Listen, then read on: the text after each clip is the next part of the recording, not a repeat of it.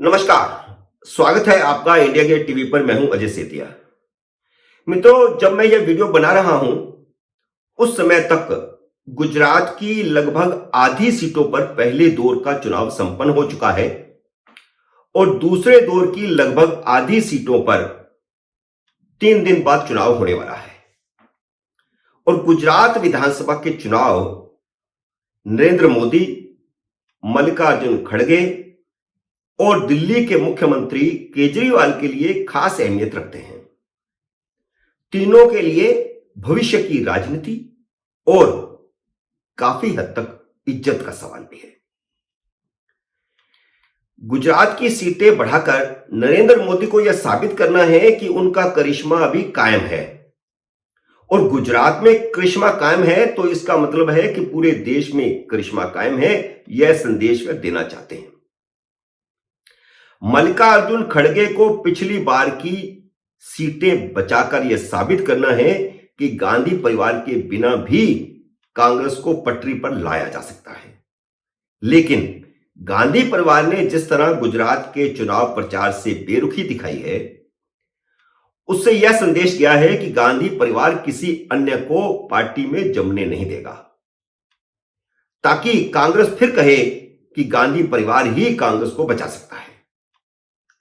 इसलिए कांग्रेस भाजपा से लड़ने की बजाय खुद से ही लड़ती नजर आ रही है।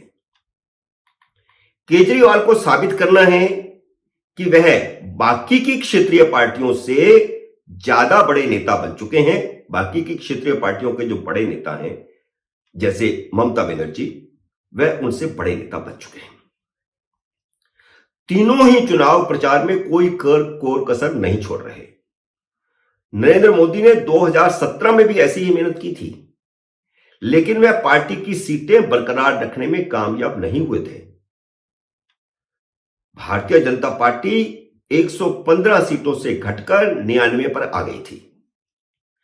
भाजपा को सरकार के खिलाफ एंटी इनकम्बेंसी का खमियाजा भुगतना पड़े था, उसकी 16 सीटें घट गई थी। उसी से सबक लेकर मोदी ने इस बार चुनाव से 1.25 साल पहले बड़ा ऑपरेशन किया और मुख्यमंत्री समेत सारा मंत्रिमंडल ही बदल डाला। इसके बावजूद नरेंद्र मोदी और अमित शाह ने गुजरात के चुनाव प्रदेश नेतृत्व के भरोसे नहीं छोड़े। चुनाव की कमान मुख्यमंत्री या प्रदेश अध्यक्ष के हाथ में नहीं थी या संगठन मंत्री के हाथ में नहीं थी, बल्कि सारा प्रबंधन अमित शाह के हाथ में है। इसलिए स्टार प्रचारक के तौर पर मोदी और योगी को आगे रखा गया है। हालांकि अमित शाह भी उतना ही प्रचार कर रहे हैं, वह रोड शो भी कर रहे हैं, जनसभाएं भी कर रहे हैं, लेकिन स्टार प्रचारक के तौर पर जितना काम योगी और मोदी कर रहे हैं, अमित शाह उतना नहीं कर रहे हैं। वह प्रबंधन में भी लगे हुए हैं। नरेंद्र मोदी दिन रात एक कर रहे हैं। पहले चरण में उन्होंने 20 रैलियों को संबोधित किया। 1 दिसंबर को राज्य की आधी सीटों पर चुनाव से एक रात पहले, यानी 30 नवंबर को, मोदी काफी चिंतित थे। इसलिए दूसरे दौर के चुनाव में एक्स्ट्रा ताकत झोंकने की रणनीति बनाई गई। रात को ही तय हुआ कि अगले दिन वह दिन भर अहमदाबाद की 16 विधानसभा सीटों पर रोड शो करें। मोदी तो तुरंत तैयार हो गए, लेकिन 3 महत्वपूर्ण सवाल थे। पहला, क्या प्रधानमंत्री की सुरक्षा के लिहाज से यह ठीक होगा? और क्या 12 घंटे के भीतर सुरक्षा एजेंसियां 54 किलोमीटर के मार्ग की सुरक्षा की गारंटी लेंगी? दूसरा सवाल यह था कि क्या प्रधानमंत्री की उम्र और पिछले 15 दिन से लगातार प्रचार में लगे होने के कारण क्या यह उनके लिए संभव होगा? तीसरा सवाल यह था कि क्या रात भर में तैयारी हो सकती है? पार्टी अपने कैडर को 54 किलोमीटर के मार्ग पर लगा सकती है सारे प्रबंधों के लिए? लेकिन जब प्रधानमंत्री और एसपीजी ने हरी झंडी दे दी तो संगठन को तुरंत चाक चौबंद करके काम पर लगा दिया गया। अगले दिन यानी 1 दिसंबर को उन्होंने चुनाव प्रचार की इतनी लंबी लकीर खींच दी कि खड़गे और केजरीवाल उनका मुकाबला ही नहीं कर सकते। प्रधानमंत्री मोदी का यह रोड शो गुजरात की राजनीति के इतिहास में किसी नेता का सबसे लंबा रोड शो बताया जा रहा है। हो सकता है देश में यह लंबा रोड शो हो, लेकिन इसकी अभी गारंटी नहीं है, क्योंकि दक्षिण भारत में बहुत लंबे लंबे रोड शो मुख्यमंत्री और विपक्ष के नेता भी करते रहे हैं। लेकिन गुजरात का जहां तक सवाल है, वहां शायद इतना बड़ा राजनीतिक रोड शो पहले कभी नहीं हुआ।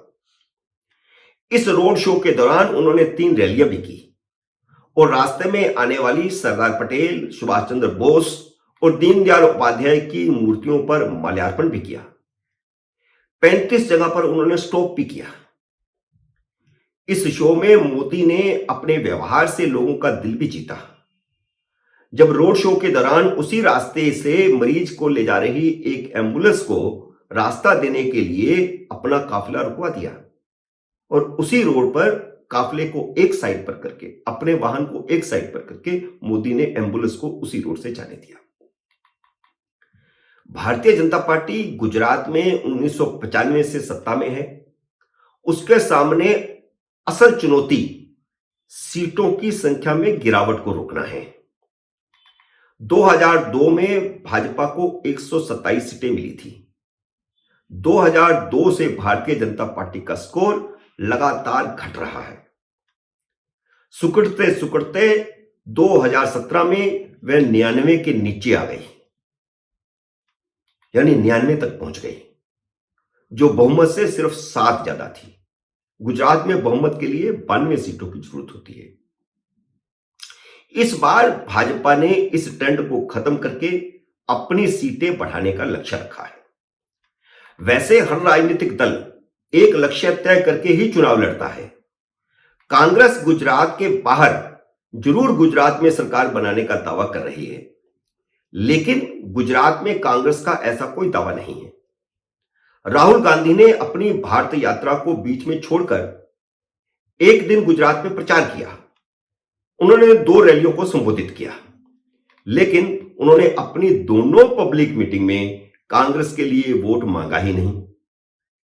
वह मोदी के खिलाफ और अपनी भारत जोड़ो यात्रा के बारे में ही बोलकर चले गए। गुजरात सरकार के बारे में भी उन्होंने कुछ नहीं बोला। दूसरे दौर के चुनाव में उन्होंने रैली का कोई प्रोग्राम ही नहीं बनाया।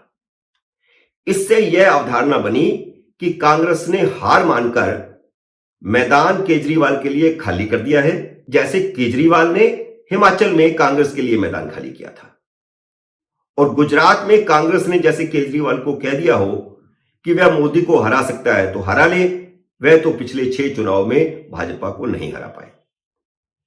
केजरीवाल स्पष्ट बहुमत मिलने का दावा कर रहे हैं।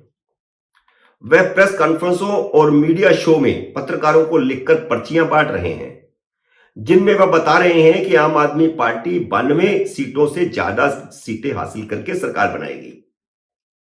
खैर, केजरीवाल यह लिखित में देने वाला दावा पंजाब के अलावा उत्तराखंड और गोवा में भी दे चुके हैं। वह उस कहावत पर अमल करते हैं कि लग जाए तो तीर, नहीं तो तुक्का। भारतीय जनता पार्टी ने 140 सीटों का लक्ष्य रखा है और इस लक्ष्य को हासिल करने के लिए मोदी, योगी और अमित शाह कोई कोर कसर नहीं छोड़ रहे। भाजपा के पक्ष में यह बात जाती है कि उसके 3 प्रमुख प्रचारकों में से 2 गुजराती हैं, जबकि कांग्रेस के दोनों प्रमुख प्रचारक मल्लिकार्जुन खड़गे और अशोक गहलोत बाहरी हैं।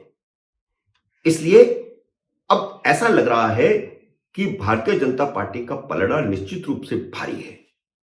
मित्रों, उम्मीद है मेरा यह विश्लेषण आपको पसंद आया होगा। इसे लाइक करिए, शेयर कीजिए और अगर आपने मेरे YouTube चैनल को अभी तक सब्सक्राइब नहीं किया तो कृपया सब्सक्राइब कीजिए और घंटी का बटन भी दबाइए ताकि जैसे ही मेरा नया वीडियो आए आपको सूचना आए। मेरे नए वीडियो का करिए इंतजार। तब तक नमस्कार।